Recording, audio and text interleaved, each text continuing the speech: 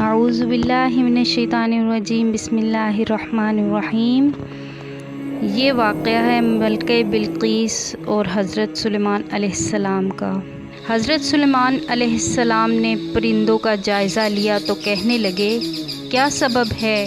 ہدہد مجھے نظر نہیں آ رہا، کہاں غائب ہو گیا ہے؟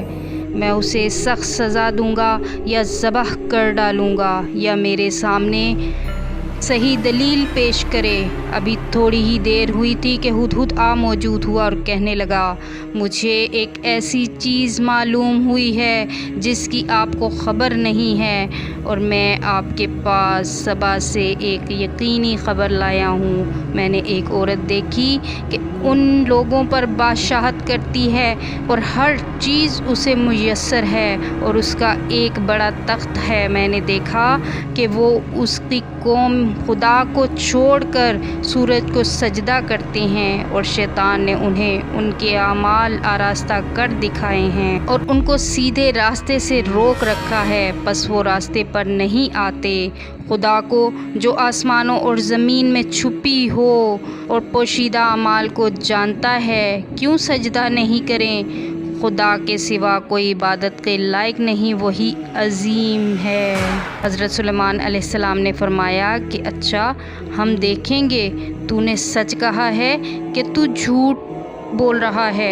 یہ میرا خط لے جا اور اسے ان کی طرف ڈال دینا، پھر ان کے پاس سے پھر آ اور دیکھ کر وہ میرا کیا جواب دیتے ہیں۔ ملکہ نے کہا، دربار والو، میری طرف ایک نامہ گرامی ڈالا گیا ہے، وہ سلیمان علیہ السلام کی طرف سے ہے، اور مضمون یہ ہے کہ شروع خدا کے نام سے جو بڑا مہربان نہایت رحم والا ہے۔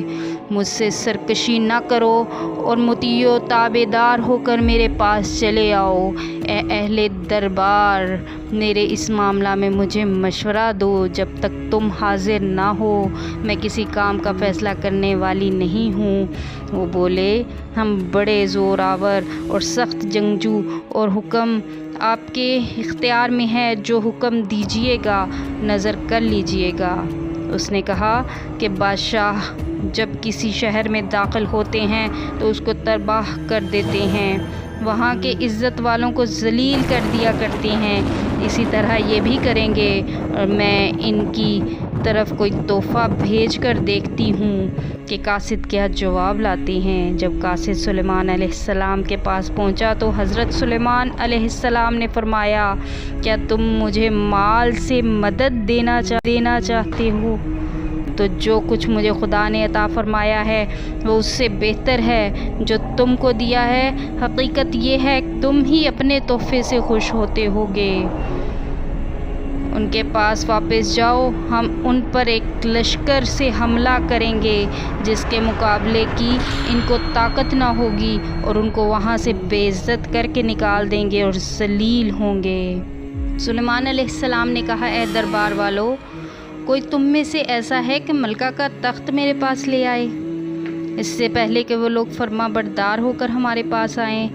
جنات میں سے ایک قوی ہیکل جن نے کہا کہ اس سے پہلے کہ آپ اپنی جگہ سے اٹھیں میں اس کو لا کر آپ کے پاس حاضر کرتا ہوں، مجھے اس پر قدرت حاصل ہے اور امانت دار بھی ہوں۔ ایک شخص جس کو کتاب الہی کا علم حاصل تھا کہنے لگا، آنکھ جھپکنے سے پہلے آپ کے پاس حاضر کیے دیتا ہوں۔ پھر سلیمان علیہ السلام نے تخت کو اپنے پاس رکھا ہوا دیکھا تو کہا، میرے پروردگار کا فضل ہے تاکہ مجھے آزمائیں کہ میں شکر کرتا ہوں یا کفران نعمت کرتا ہوں۔ جو ناشکری کرتا ہے تو میرا پروردگار بے پرواہ نہایت کرم کرنے والا ہے۔ سلیمان علیہ السلام نے کہا، ملکہ کے امتحان عقل کے لیے اس کے تخت کی صورت بدل دو، دیکھیں گے کہ وہ سوجھ بوجھ رکھتی ہے یا ان لوگوں میں سے ہے جو سوجھ بوجھ نہیں رکھتے۔ جب وہ آ پہنچی تو پوچھا گیا کہ کیا آپ کا تخت بھی اس طرح کا ہے؟ اس نے کہا، گویا کہ ہو بہو وہی ہے، ہم کو اس سے پہلے ہی سلیمان علیہ السلام کی عظمت و شان کا علم ہو گیا تھا، اور ہم فرما بردار ہیں۔ وہ جو خدا کے سوا پرستش کرتی تھی، سلیمان علیہ السلام نے اس کو اس سے منع کیا، اس سے پہلے کہ وہ کافروں میں سے تھی۔ اس سے کہا گیا کہ محل میں چلیے۔ جب اس نے اس کے فرش کو دیکھا تو اسے پانی کا حوض سمجھا اور اپنا کپڑا اٹھا کر پنڈلیاں کھول دیں۔ سلیمان علیہ السلام نے کہا، یہ ایسا محل ہے جس میں نیچے بھی شیشے جڑے ہوئے ہیں۔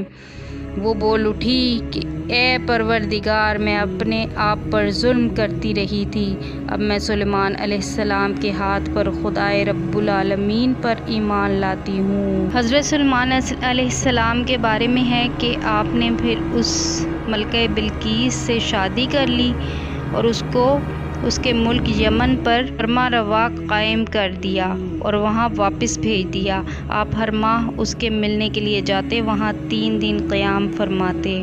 یہ تھا حضرت سلیمان اور ملکہ بلقیس کا قصہ۔ السلام علیکم ورحمۃ اللہ وبرکاتہ۔